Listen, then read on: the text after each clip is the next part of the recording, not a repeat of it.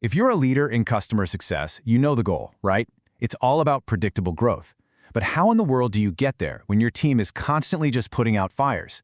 Well, today, we're going to dive into the PlaybookAi framework. It's a strategy designed to take customer success from that reactive, chaotic function into a true, predictable growth engine. So, how do we make that happen? Let's find out.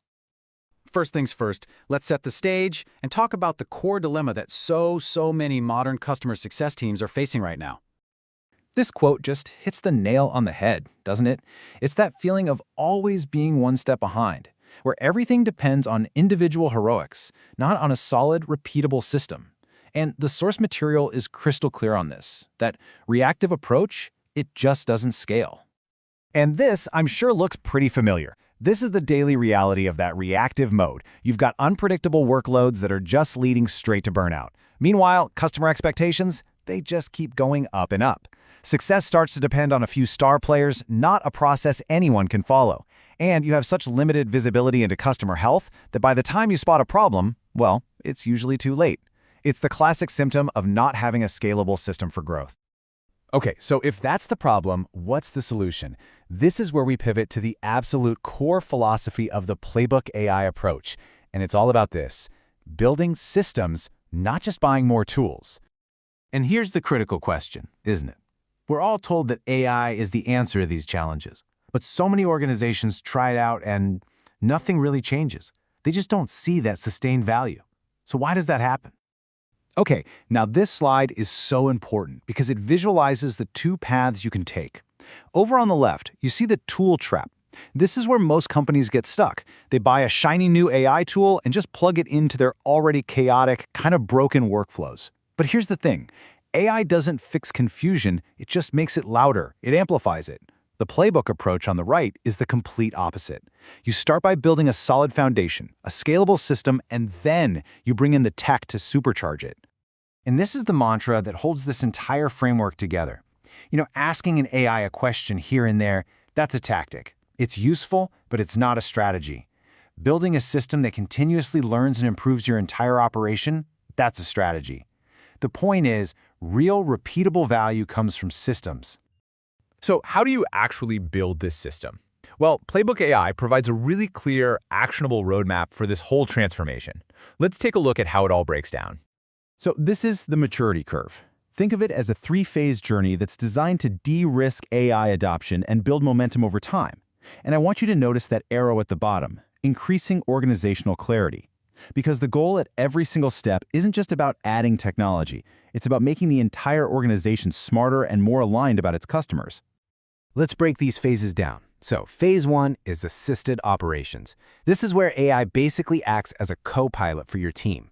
This is where you get those quick wins, right? An immediate productivity boost from things like automated drafts and summaries.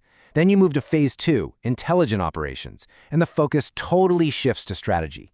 AI starts helping the entire organization understand customers on a way deeper level by analyzing trends and spotting risks before they even become problems.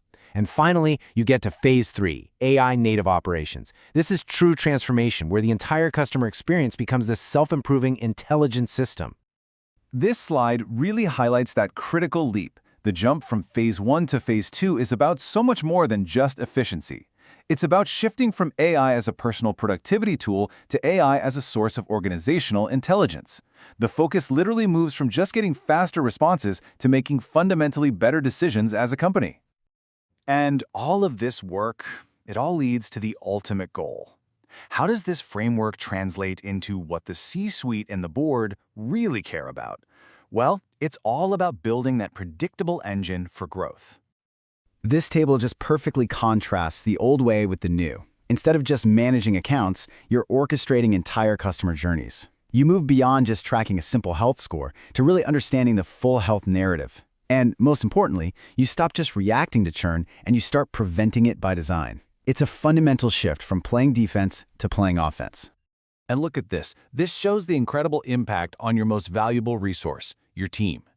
When AI handles that 30% of operational work, the admin, the reporting, the forecasting, it frees up your CSMs to spend a whopping 70% of their time on what actually moves the needle: strategic, high-value, customer-facing work.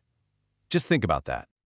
So, what's the bottom line executive payoff? It's all right here. We're talking predictable forecasts for retention and expansion, board-ready KPIs that directly connect CS activity to revenue, reduced churn, higher net revenue retention, and, this is huge, the ability to scale your impact without having to scale your headcount linearly. This is how customer success finally sheds that cost center label for good and proves its role as a core driver of growth. So, what does this all mean for the leaders watching this? Well, this final section is a direct mandate for you. I really want you to think about this question for a second. It is such a powerful test for any new initiative. If you took the AI away tomorrow, would your processes, your workflows, would they still be fundamentally better? If the answer is yes, it means you didn't just plug in a tool. You built something real. You improved the underlying system itself. And this is the final crucial point to leave you with. The real, lasting competitive advantage isn't owning the fanciest AI. It's building an organization that can learn from its customers faster than anybody else. The AI is the amplifier, but the core capability you're actually building is organizational learning. And that, right there, is the ultimate goal.